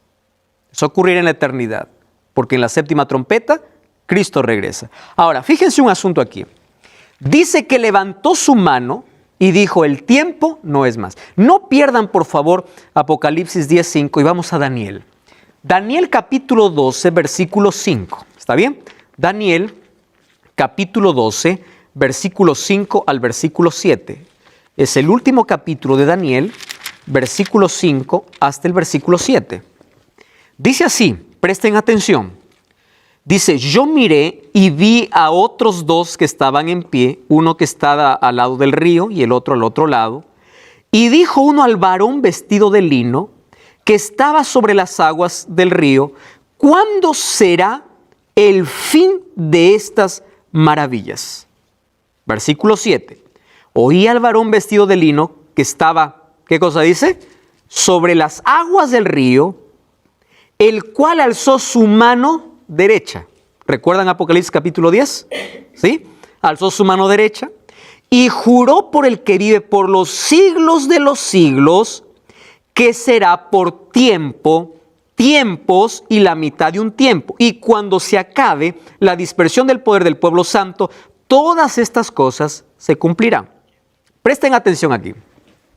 En Apocalipsis capítulo 12, el ángel, alguien le pregunta y dice, ¿cuándo va a terminar todo este asunto? Está hablando en el contexto del sufrimiento del pueblo. Y dice, será por tiempo, tiempos y la mitad de un tiempo. En profecía esto equivale a 42 meses o 1260 días o 1260 años. Eso vamos a ver luego. Entonces dice, ¿cuándo? Entonces el ángel levanta su mano y jura y dice, el tiempo será por tiempo, tiempos y mitad de un tiempo. Haciendo referencia a la edad media de persecución. Ahora en Apocalipsis capítulo 10, levanta su mano y dice, se acabó. Ya no hay más tiempo. Es decir, está hablando de que este ángel tiene un mensaje después que haya pasado el pueblo por 12 siglos de tribulación, 12 siglos de persecución. ¿Correcto? Esos 12 siglos, ahí encontramos la iglesia escondida en el desierto, la iglesia perseguida. ¿Por qué? Porque un poder religioso perseguía a aquellos que querían ser fieles a la Biblia y los llamaba herejes, porque no obedecía sus órdenes, y eran las órdenes del Papa, ¿verdad? 12 siglos de sangre a través de la Santa Inquisición y a través de todas las cosas que se hicieron, las grandes matanzas a los cristianos. Ahora el ángel dice, tiempo no será más. Es decir, ahora comienza el tiempo del fin. No hay otra profecía más. Aquí comienza el fin. Ahora es interesante entonces que Apocalipsis 10 es un eco de Daniel 12, con una sola excepción. Ya no habrá más tiempo. El tiempo del fin profetizado por Daniel ahora está en pleno movimiento cuando el ángel en el capítulo 10 levanta su mano y dice, ya no existe más tiempo. Vamos al versículo 9 entonces, capítulo 10, versículo 9. Entonces dice, fui donde el ángel, o el versículo 8, una voz del cielo me dijo, tome el libro que está abierto en la mano del ángel que está en pie sobre el mar y sobre la tierra. Fui al ángel y me dijo, le dije que me diera el librito y él me dijo, toma y cómelo. Te amargará el vientre, pero en tu boca será dulce como la miel. Entonces tomé el libro de la mano del ángel, lo comí, en mi boca era dulce como miel, pero cuando lo hube comido, estuvo amargo en mi vientre. Cuando habla acerca de un librito dulce, ¿de qué está hablando en la Biblia? Entonces tenemos que buscar el contexto. Miren, yo aquí tengo por lo menos 3 textos que hablan acerca de la dulzura del Evangelio. Salmos 19:10, 119:3 y Jeremías 15:16. Creo que el de Jeremías es muy conocido cuando dice, yo tomé tus palabras y las comí, fueron dulces a mi paladar, dulces como miel. Cuando habla acerca de la dulzura del libro, está hablando de buenas noticias, de buenas nuevas, porque el Evangelio siempre trae dulzura. Entonces, ¿en qué momento la dulzura se tornó amargura? Porque dice, era dulce. Amargó cuando estuve en mi vientre, porque en mi boca era miel, era dulce. Muy bien. Quiere decir que antes de la venida de Cristo habrá un profetizar o una proclamación del Evangelio que llegará a todo el mundo, que es el Evangelio eterno, pero que será dulce y luego terminará siendo amargo. Ahora, vamos al capítulo 10, versículo 11. Fíjense lo que dice. Y él me dijo, este contexto es importante, es necesario que profetices otra vez a pueblos, naciones, lenguas y reyes. No se olviden de ese texto porque vamos a volver. ¿En qué momento se hizo dulce o se hizo amargo algo que era dulce? Nosotros comprendemos que el librito que tenía en la mano aquí el ángel era el libro de Daniel, por una razón. Vamos a Daniel capítulo 12. Volvamos a Daniel, ¿está bien? Daniel capítulo 12, vamos a leer el versículo 4. Vamos a ver el texto, Daniel capítulo 12, versículo 4. 12, 4. Miren lo que dice allí la Biblia. Pero tú, Daniel, cierra las palabras y sella el libro. ¿Hasta cuándo? Dice. Hasta el tiempo del fin. Cerrar el libro significa que su comprensión sería en el tiempo del fin. Un libro cerrado significa un libro no comprendido. Está cerrado, no se puede comprender. Muchos correrán de aquí para allá. Y la ciencia, cuando habla de ciencia, está hablando también de conocimiento que aumentará. Entonces, el libro cerrado de Daniel 12 ahora se abre en Apocalipsis capítulo 10. ¿Qué cosa es lo que tenía cerrado el libro de Daniel? Daniel tiene muchas profecías. Sin embargo, hay una que Daniel nunca llegó a su comprensión total, a pesar de que el ángel Gabriel explicó. Y es la profecía de Daniel capítulo 8, versículo 14. Cuando dice, y él me dijo, hasta 2300 tardes y mañanas, el santuario será purificado. Esta es una de las profecías más largas en la Biblia. Es una profecía de tiempo, más larga. No existe una profecía más larga que esta. 2300 tardes y mañanas. La referencia tarde y mañana está sacando de Génesis capítulo 1. Tarde y mañana representa a un día, ¿correcto? Ahora, Ezequiel 4:6 y Números 14:34 dice que un día equivale a un año. Entonces, tarde y mañana, un día, Génesis capítulo 1. Números 14:34 y Ezequiel 4:6 dice que en profecía un día equivale a un año. Cuando dice 2300 tardes y mañanas, está hablando de un periodo de 2300 años. Que comprobamos en la historia, que fue un tiempo que abarcaba desde el tiempo judío hasta el tiempo del fin. Mas eso no es una interpretación nuestra. Vamos a ver que en el año de 1840 en adelante aparece un hombre bautista, él es bautista, llamado Guillermo Miller, él es un agricultor, dedicó varios años de su vida al estudio de las profecías de Daniel. Y una de las cosas lindas que encontramos en la Biblia es que cuando alguien investiga la Biblia y pide la dirección de Dios, el Espíritu Santo siempre le muestra una verdad. Ahora, él empezó a estudiar la profecía cerrada de Daniel, ¿correcto? Ahora, esa profecía de las 2300 tardes y mañanas, él empezó junto a un grupo de personas a poder ver el cumplimiento de esta profecía. ¿Por qué? Una palabra le preocupó a Guillermo Miller y es la palabra purificado. Para poder entender la palabra purificado, nosotros tenemos que entender el contexto del sistema de sacrificios en el Antiguo Testamento. Entonces yo aquí les voy a explicar. Éxodo capítulo 25, Dios le dice a Moisés, hazte un santuario. Y a través del santuario, Dios mostraba al pueblo a través de imágenes cómo se salva el hombre.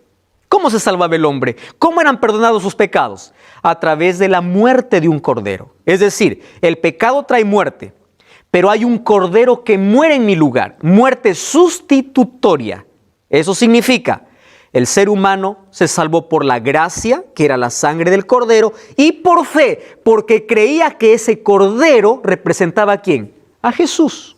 ¿Correcto? Entonces, había dos tipos de sacrificio. El sacrificio continuo era porque era todos los días, y había una vez al año que era el sacrificio por expiación o purificación del santuario. Este sacrificio era especial. ¿Por qué purificación? Ahora les explico. Voy a hacer de la manera más práctica. Yo soy un pecador, entonces yo traigo mi ofrenda, traigo un cordero, traigo un animal y llego hacia el sacerdote. El sacerdote está allí, el cordero tiene que ser el mejor cordero porque representa a Cristo.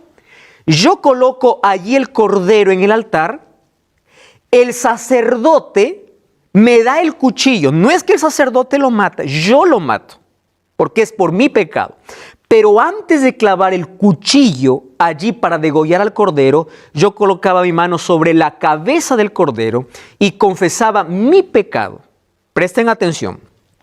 Mi pecado era transferido ¿a dónde? Al cordero. Yo degollaba el cordero. Ese animal inocente moría por mí. Allí me daba cuenta lo peligroso que es el pecado y tenía fe que el verdadero cordero un día iba a venir a morir en mi lugar. El sacerdote tomaba la sangre de ese sacrificio, esa sangre que se derramaba en el altar. ¿Recuerdan ustedes los santos clamando debajo del altar? La sangre de los santos. Esa sangre, el sacerdote lo llevaba al lugar santo. En el lugar santo había las mesas de proposición, había un candelabro y había allí el altar de incienso. Sobre los cuernos del altar mojaba con la sangre. Luego asperjaba allí en las cortinas. Entonces el sacerdote salía y yo era perdonado. ¿Cuál fue el proceso? Mi pecado se transfirió ¿a dónde? Al cordero. Y por medio de la sangre, mi pecado entraba ¿a dónde? Al santuario. Y el santuario necesitaba ser purificado. Ese día de purificación se llamaba el día de juicio para el pueblo de Israel. Era un día de juicio. Aquel que no estaba limpio, aquel que no había confesado sus pecados, moría. Entonces, el sacrificio continuo lo hacía el sacerdote. El sacrificio de purificación, el sumo sacerdote, que una sola vez al año entraba ¿a dónde? Al lugar santísimo. ¿Qué había en el lugar santísimo? El arca de pacto, estaba la vara que floreció de Aarón, estaba el maná y estaban las tablas que Dios le dio a Moisés, que eran las tablas de la ley de Dios. Allí estaba el arca. La presencia de Dios descendía, la gran Shekinah, la gloria de Dios. El sumo sacerdote entraba y estaba allí en contacto con esa luz celestial, que era la presencia de Dios. Después de hacer la purificación del santuario, salía el sumo sacerdote, todo el pueblo estaba orando afuera, y afuera se celebraba la victoria. ¿Por qué? Porque afuera estaban esperando un animalito. Recuerda, yo no especifiqué antes de que se celebre ese día, que era el 10º día del mes séptimo, no era cualquier día, 10º día del mes séptimo, 2 corderos eran echados suerte, uno para Dios y uno para Azazel. Azazel era para Satanás. Entonces, el sumo sacerdote salía, aquel que fue sorteado para Dios, era derramada su sangre, y con eso se purificaba el santuario.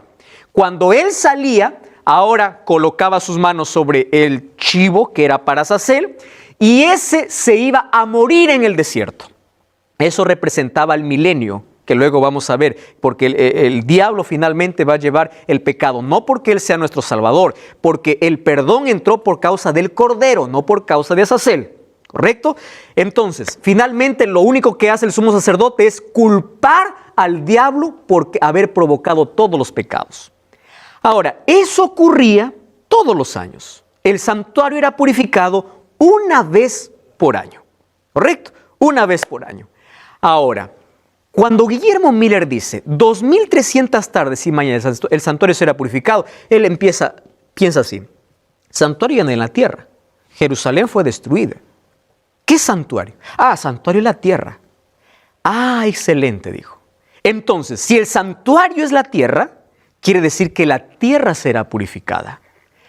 ¿Y cómo va a ser purificada la tierra? Cristo regresa. Eso es lo que él pensaba. Y ese mensaje fue difundido a partir de ese año. Vimos allí cómo apareció un hombre en la historia que estuvo preocupado por una expresión de aquel libro que un momento fue cerrado, que fue el libro de Daniel. Y ahí encontró que el santuario sería purificado. Lo que le llamó la atención a él fue la fecha, 2300 tardes y mañanas.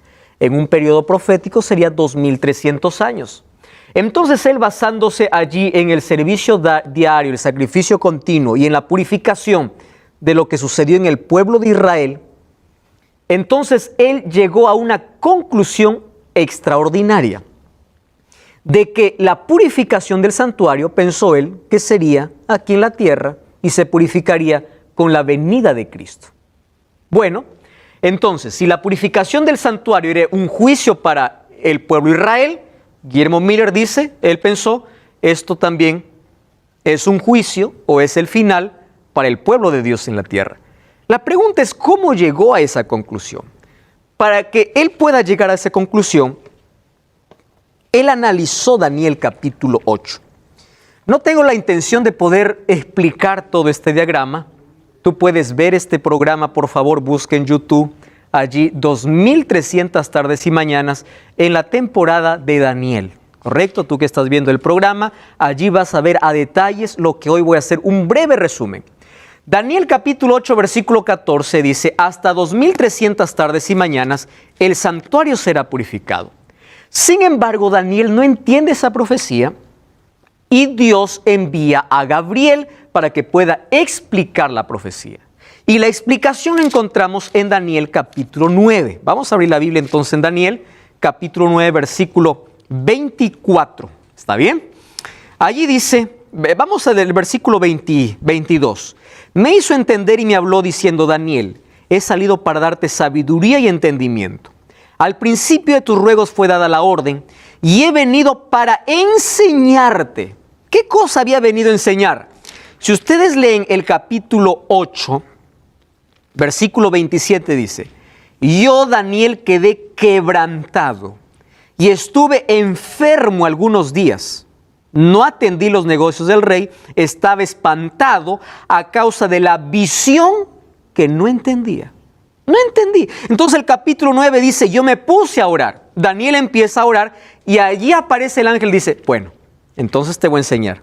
Ya oraste, tranquilo. He venido para enseñarte. Señor, no entiendo, ¿qué estás hablando? 2300 tardes y mañanas. Vamos a Daniel 8:14. Miren ahí. Daniel capítulo 8, versículo 14. Y dice, entonces él me dijo, hasta 2300 tardes y mañanas, luego el santuario será purificado. Correcto. No entiende, y en el capítulo 9 encontramos así. Capítulo 9, versículo 24. 70 semanas están determinadas para tu pueblo y para tu ciudad, para terminar la prevaricación, poner fin al pecado, expiar la iniquidad, traer justicia, sellar la visión y ungir. Esa palabra ungimiento es importante. ¿Ungir a quién dice? Al Santo de los Santos. ¿A quién está haciendo referencia aquí? A Cristo. Correcto.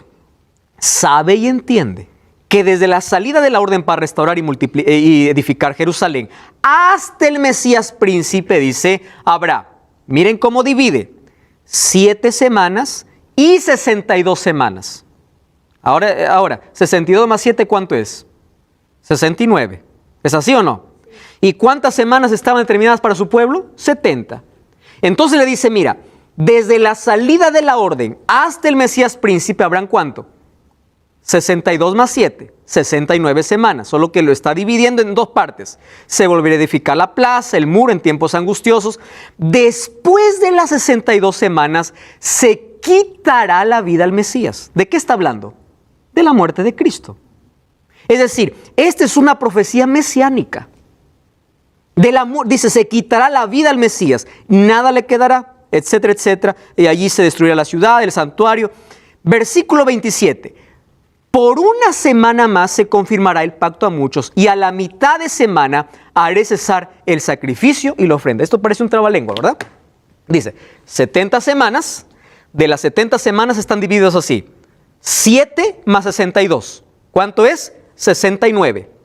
¿Cuánto falta? Una semana. Dice, En la última semana hará el pacto sobre muchos y a la mitad de semana hará cesar el continuo. ¿Qué continuo está hablando? El sistema de sacrificios. Por eso es que cuando Cristo murió en la cruz, el velo se rasgó de arriba hacia abajo. No más sacrificios. Cristo con su sacrificio cesó el continuo. ¿Continuo qué? El sistema de sacrificios que durante todo el antiguo Israel venía celebrando, que era la sombra de la venida de Cristo. Es claro aquí 3 asuntos. Número 1, ungir al Santo de los Santos. A la mitad de semana haré cesar el continuo sacrificio, que es la muerte de Cristo, y dice, se quitará la vida ¿a quién? Al Mesías. ¿Correcto? ¿De qué está hablando? Del ministerio de Jesús. No hay vuelta aquí para dar. Ahora, entonces dice, de las 2300 tardes y mañanas, 70 son para tu pueblo. El resto deja para el tiempo del fin. 70 son para tu pueblo. Ahora, 70 semanas, multiplicando por 7 días que tiene cada semana, serían 490 años. Cuando nosotros, ¿cómo nosotros aplicamos los años? Día por año según Ezequiel 4.6 y número 4.34, ¿correcto? 70 semanas o 490 años estaba cortado. Cuando dice determinado, la palabra hebrea es cortar. De los 2300, 490 están cortados para tu pueblo. Ahora fíjense, entonces 70 semanas estaría para el pueblo judío. La pregunta es, ¿cómo sé cuándo inicia? Entonces allí me da la aclaración y dice así, se entiende pues la orden y entiende la visión. Ahora, miren lo que dice el versículo 25, sabe pues y entiende. Desde la salida de la orden para restaurar y edificar a Jerusalén, habrán 62 y 7. Es decir, el punto de inicio de estos 490 años, que sería el mismo inicio de los 2300 años, sería ¿cuándo? Cuando se da la orden para reedificar Jerusalén. Jerusalén fue mandado a reedificar en 3 ocasiones. Primero fue por Ciro.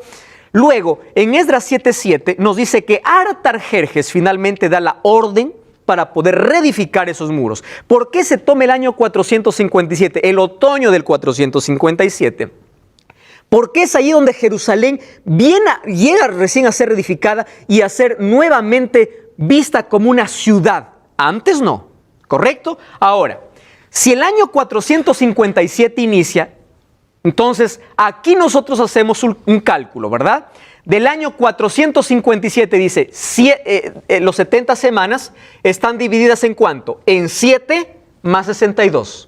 62 más 7 serían 69 semanas. ¿Por qué lo divide en 2? Porque a los 49 años o 7 semanas se termina de reedificar el muro de Jerusalén en el año 408. Ahora, esas 62 semanas servirían para ungir al Santo de los Santos.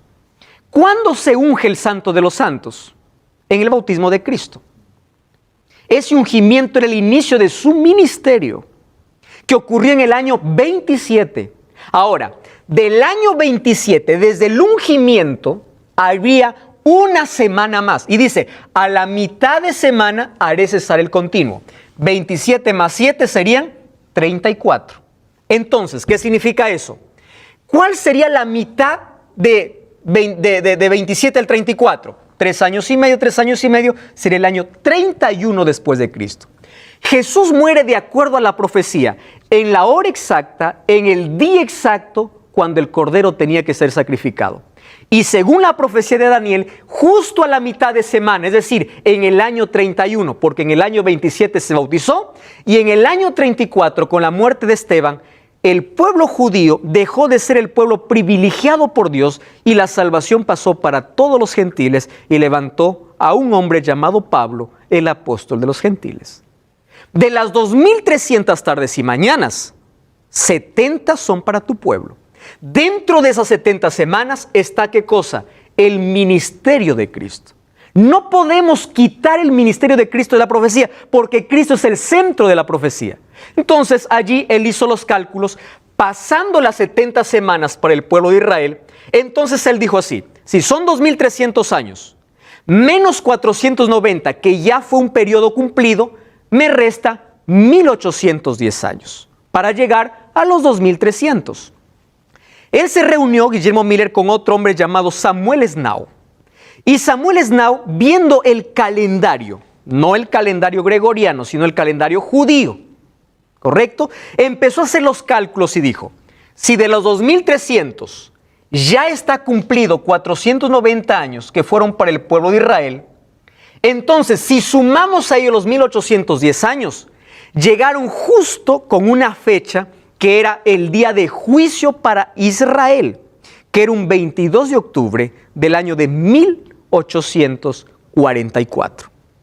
Ahora, aquí se armó un movimiento religioso en los Estados Unidos. Digo movimiento porque no era iglesia. No era iglesia, era un movimiento. Este movimiento, ¿qué cosa proclamaba?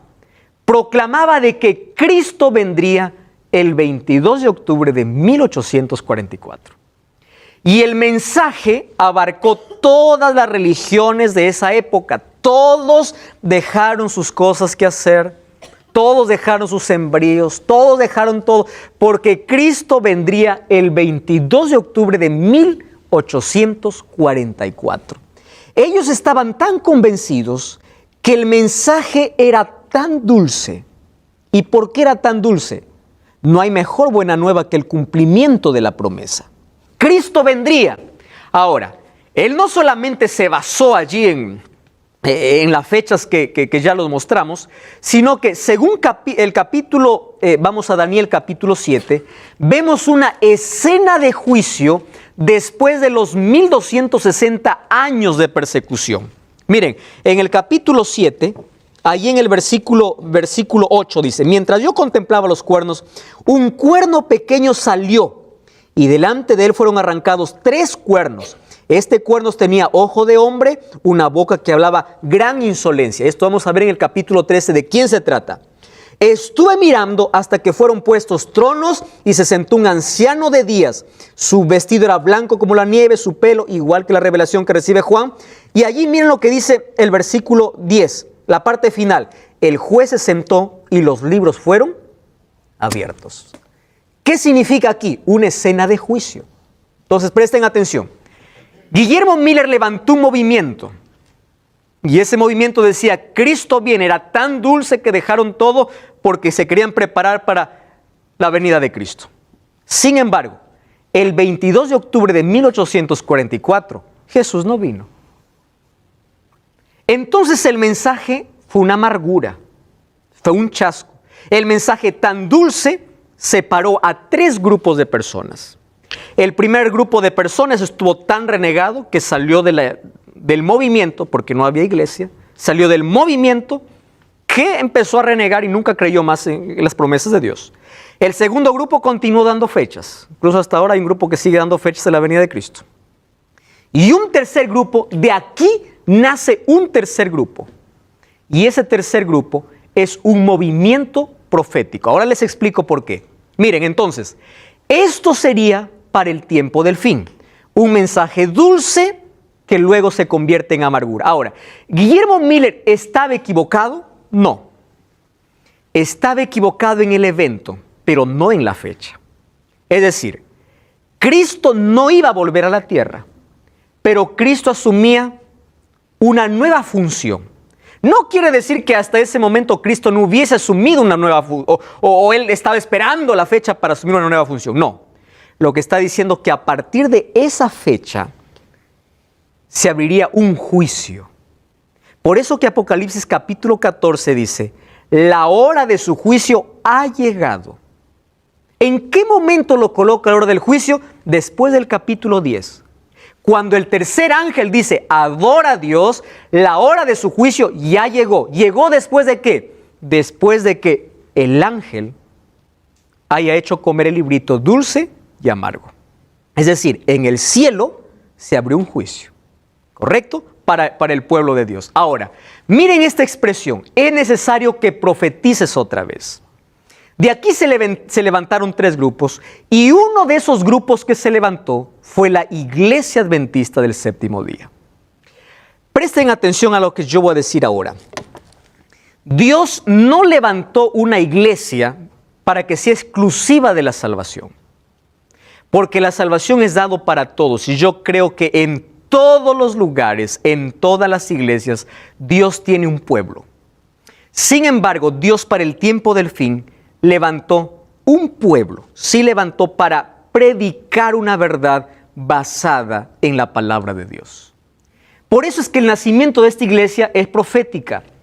La iglesia tiene un mensaje profético y ese mensaje es de Apocalipsis capítulo 14, versículo 6. Abran su Biblia, por favor. Apocalipsis capítulo 14, versículo 6 dice: vi volar en el cielo otro ángel que tenía el evangelio eterno para predicarlo a toda nación, tribu, lengua y pueblo. Presten atención al mensaje. Decía a gran voz, número 1, temed a Dios y dadle gloria, porque la hora de su juicio ha llegado. ¿Cuál es el mensaje que predica esta iglesia? Algo que en otras iglesias no es común. La hora de su juicio llegó. ¿Cuál es el juicio de Dios? Mira las profecías.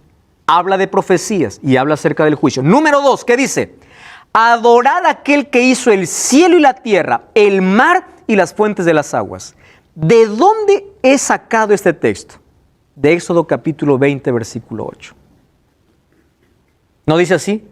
Aquel que hizo el cielo, la tierra, la fuente, el mar y la fuente de las aguas. Número 3.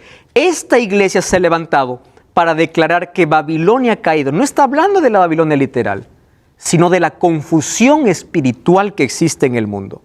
Y número 3, para poder advertir que estamos en el tiempo del fin y que nadie puede adorar a la bestia en su imagen, porque pronto vendrán 7 plagas sobre ese pueblo. Querido, esta iglesia se levantó como un movimiento profético. Préstame atención a lo que te voy a decir. Una placa no salva a una persona, de ninguna manera. Quien salva es Cristo. Pero Dios levantó para el tiempo del fin un pueblo profético. No porque ellos están seguros de su salvación, sino que levantó para que ellos puedan proclamar una verdad basada en la palabra de Dios, que predique del juicio, que hable acerca de la verdadera adoración y que hable acerca de los eventos finales. Yo te voy a hacer un desafío en este momento. No busques una iglesia cerca a casa. Busca una iglesia que tenga un fundamento bíblico. Busca una iglesia que tenga sus creencias basadas en la palabra de Dios. Que su nacimiento, que su origen, que las cosas que se practica esté basado solamente en la Biblia. Finalmente, la Biblia es la única regla de norma de fe y conducta para todo ser humano. Dios tiene su pueblo en todas las iglesias, pero un día todos ellos se reunirán. Un día todos ellos serán llamados por Dios y adorarán a ese verdadero Dios del cielo. Sin embargo, hoy la iglesia adventista tiene un mensaje profético para dar, y es el pueblo que Dios levantó para el tiempo del fin, para traer aquellas verdades que fueron pisoteadas por más de 1260 años. Esta Biblia, esta palabra fue oculta. Sin embargo, esa verdad hoy es restaurada. Y hoy te invito a tomar una decisión, a dar un paso de fe, no para que te unas a una placa, sino a un pueblo que guarda los mandamientos de Dios y tiene el testimonio de Jesús. No quiero hablarte de una iglesia, quiero hablarte de Jesús. Jesús es el autor de salvación y anhela que todo el mundo se salve porque murió por todos. Sin embargo, para restaurar su verdad, aquella verdad que fue pisoteada por más de 12 siglos, levantó un pueblo profético. ¿Sabes por qué se llama Iglesia Adventista el séptimo día? Adventista significa aquel que vive esperando a Jesús, que mira la venida de Jesús como algo tan cercano e inminente y nunca se cansará de predicar ese mensaje del séptimo día, porque es el mandamiento olvidado de aquella ley moral que Dios colocó para su pueblo. Hoy te voy a invitar no a pertenecer a una iglesia, sino a unirte a un pueblo remanente. Un pueblo que tiene como base la palabra de Dios, que predica la palabra de Dios. Cuando tú vayas a la iglesia, no pienses encontrar gente perfecta. La gente es tan imperfecta, hay gente hipócrita, hay gente mala, hay gente que está allí, que en algún momento va a ser cambiada su vida, en algún momento va a salir, Pero no te vayas buscando gente buena.